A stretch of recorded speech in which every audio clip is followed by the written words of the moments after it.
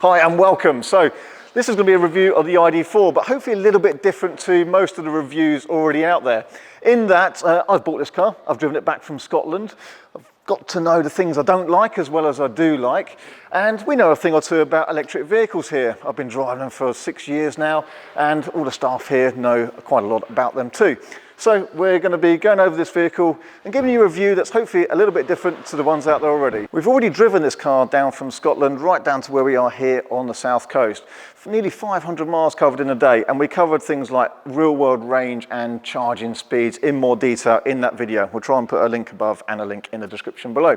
But just to cover briefly, 200 to 220 miles is the real world range of this car on a longer run in these temperatures, possibly a little bit more in the summer when it's warmer and more favourable for batteries. To recharge from 1% back up to 80% took 40 minutes, so pretty respectable and enough to then carry on for another couple of hours of driving. I'm not going to go into the technical specifications too much, but just so you know, this is a first edition car. It comes with the largest 77 kilowatt hour battery pack and is actually rear wheel drive. Four-wheel drive will follow later on. The motor in this car is around 200 brake horsepower equivalent, and that gives it adequate acceleration. Not brilliant, as I found out when I was trying to overtake, but it's pretty good, and certainly around town, absolutely fine, and certainly cruises, absolutely fine. If not quite as powerful as the Teslas we're used to. You might think that the first edition comes fully loaded, but actually not quite. There's a couple of things missing which I was actually expecting. No keyless entry, for example. You do have to lock and unlock the car with a key. Secondly, no power tailgate. No big problem, but kind of would expecting it. There's a blank panel here, so I presume other models will have a power tailgate function. I was also expecting it to have a wireless phone charger, pretty standard on most cars these days. There's a nice place for it down here, but no wireless charging. And it also only has USB-C. So if you need to charge your phone, you're going to make sure you have a USB-C connector for that. I presume the wireless mat will be something available another time, considering that that pouch there seems to be specifically for phones. The pause and play for the pedals, that's kind of cute. So it's clearly this kind of crossover SUV body style, but I don't really like that term being used. I think for electric cars, because they have the battery pack under the floor there, I think you do need to have the whole thing elevated so that you're not sitting with your legs flat out in front of you like this. And it makes for a comfortable car. I found very similar with the Audi e-tron I'm driving at the moment, and it makes it more comfortable than actually some of the Teslas on a long journey. So that elevated body style means that I'm not too close to the floor. I've got a good seating position and pretty good visibility here. It's a little bit dark, there's no panoramic roof, certainly I'm not here now or yet, but I think that will be following. On the seats, comfortable, no electric adjustment on this car, so it's all manual. I was able to get really comfortable, but there is no lumbar adjustment. I didn't really need it, but it would be good to see at least a lumbar adjustment on a car like this. And what's it like to drive? Well, subjective topic, but on the motorway, and I did nearly 500 miles in a day in this, it was very quiet. The road is, well, insulated. You can't hear a lot of tyre noise like you can in some of the Teslas, and actually there's not too much wind noise either. So on the motorway, it's a very nice, quiet place to be. The handling and ride, well, the ride I kind of considered firm, but actually it doesn't crash through the cabin. It does seem to absorb it, so I'll say it's firm like most modern cars, but it's not uncomfortable at all. It doesn't make you jiggle in the seat like some cars do. So ride's nice. Steering, not a great deal of feedback, but it's positive enough, so quite a pleasant all-round experience and a very good motorway cruiser. No problem to spend all day in one of these at all. The car has two screens. This binnacle here is quite basic but functional. This here does take a bit of getting used to, but like any car, it does happen. You do have gesture control, which sometimes works. The problem with this is that when I drove this back from Scotland, the sat-nav just paused and crashed, basically. And no matter getting in or out of the car, locking it, unlocking it, it didn't reset. And so I had no navigation for the rest of the journey. And then down the M1, I also had some error messages on the dashboard here. It didn't want to enable any kind of cruise control function or lane assist. So the software is a bit buggy. It is a known issue, so I have no doubt that VW are working on this frantically and will fix it. It's frustrating to get a car and it has those bugs, but I'm sure it will be resolved over time. Here's one little thing I found. I went to overtake a truck on an A road in Scotland and the car didn't really accelerate very much. I was in eco mode, but in eco mode it really doesn't do much of overtaking. So I wanted to get to sport, but to do that you have to push here and then change the mode here. And it's not something I could do whilst I was trying to overtake a truck with another one coming towards me. There's a button on here that says mode. Doesn't seem to do anything. So if anyone knows a quicker way to change, it's useful. In the Audi e-tron there's a little sport switch down here, so very quickly just to turn to sport and have that extra power. And in a Tesla you just don't need it, they've always got loads of power. And in here is very nice, it's nicely trimmed, it feels quite functional, it's not sort of luxury but it's very pleasant. I do like having an armrest, so they're brilliant, love that.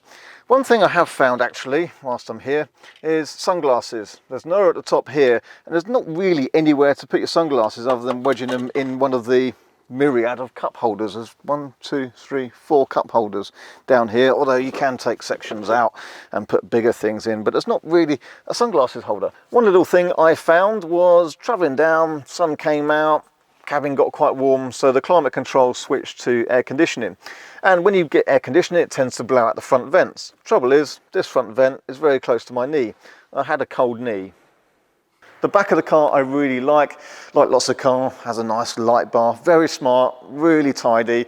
What I would say is the handle to release the tailgate and the reversing camera are both under here, so I suspect they're both going to get a little bit dirty. The boot is pretty big enough to fit a Tesla in fact. However, this parcel shelf is pretty large, so I can expect that would live in a garage never to be seen again. The seats fold down, but it's not a smooth floor. The floor here does have a ledge here, so it should be lifted up with a compartment underneath, but on this car, it just can't do that. Our standard gauge of measurement, does the boot fit a Mark? Maybe a Surge as well? Well, in fact, it fits a Surge, a Sophie, and a Mark. Hi. The ski hatch is handy. Why don't all cars have this? With the seats up, the boot is like this. Pretty big, certainly a lot bigger than a Model 3. Mercedes GLC is a similar sized car, but it's got a much bigger boot than this. And this is a Tesla Model X, which is pretty big. And you do get all that extra space underneath here. There's definitely more space than this Kia Soul. Tesla Model S, pretty big. Pouring with rain.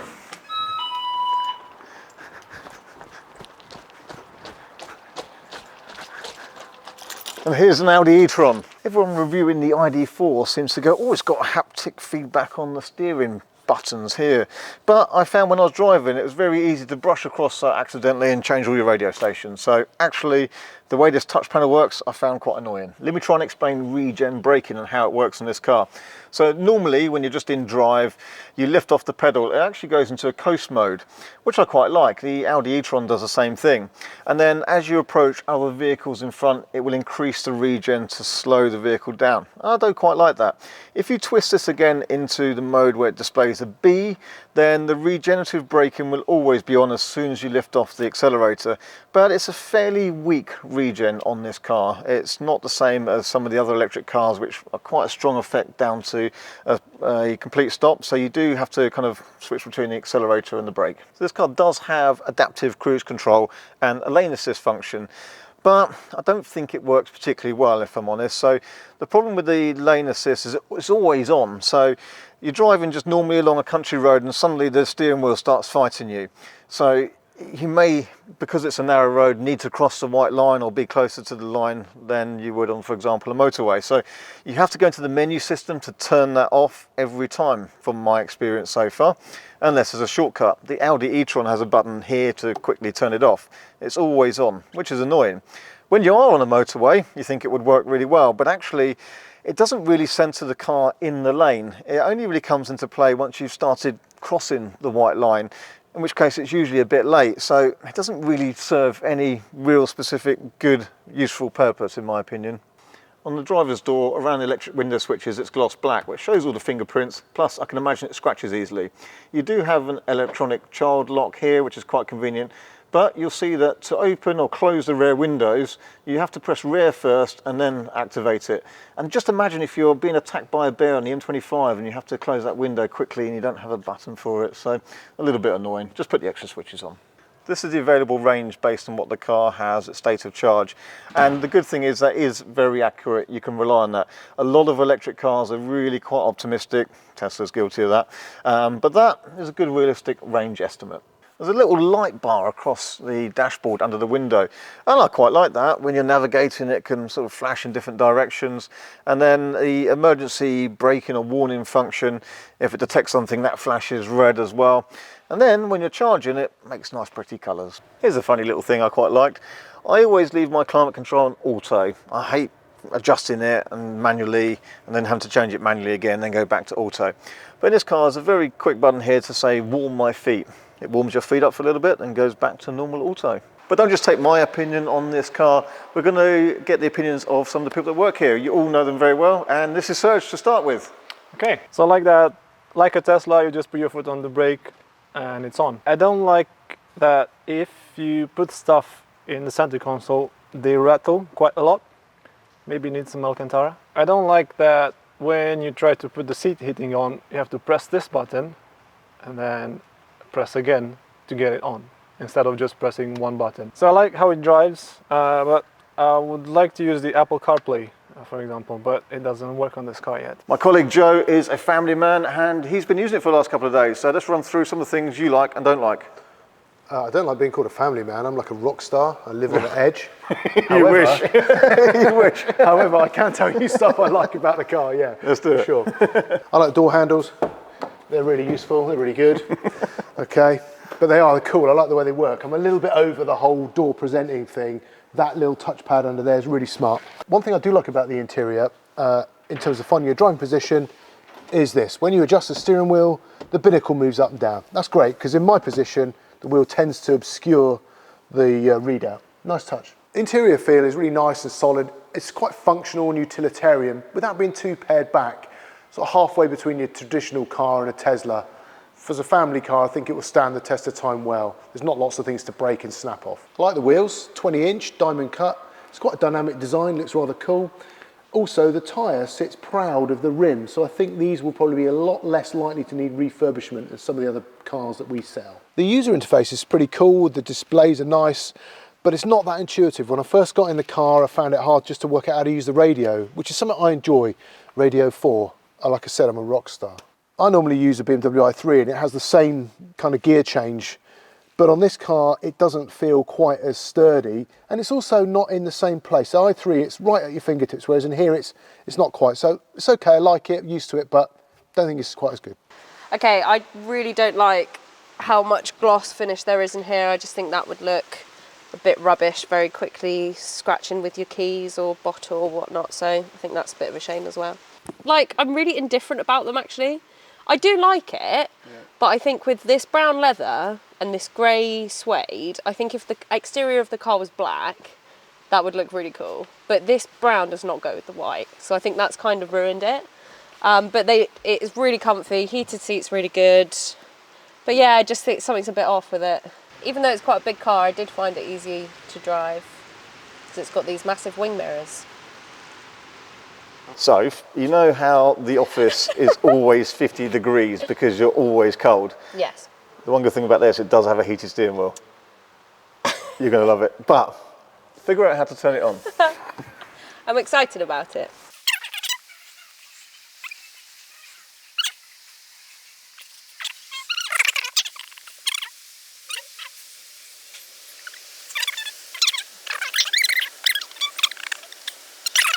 My hands are getting cold now. Heated steering wheel. I'm so excited. Can you hear this? Solid. You don't get that with a Tesla. With most electric cars, you have some space under the bonnet called a frunk, and it's useful for keeping things like cables. The ID doesn't seem to have one of those. They're just to make you aware, it comes with a Type 2 to Type 2 cable, but not a 3-pin connection. So you'll either need to buy a 3-pin connection separately or make sure you've got a home charger arranged first. Quite like the badge and this little line that carries through here. You can see here though, after just over 1,000 miles, this car is already picking up the bugs here. I can imagine this front end here very easily picking up loads more of these when there's more animals in the air, and lots of stone chips as well. Got these big plastic sections on the door to break up just how big the vehicle is. My only concern with this is, you know, imagine in 5 years' time, is this going to be a really faded pale grey? And I think then it could look a little bit shabby. We'll have to see how they go. I remember last time I picked up a new car, I got there and I thought, oh God, I've got no socks to wear. Well, luckily the ID comes with this package, which includes a card and some socks to wear. What are you laughing about? There's also a nice little scent there, some cables, and a little cloth for cleaning the screen.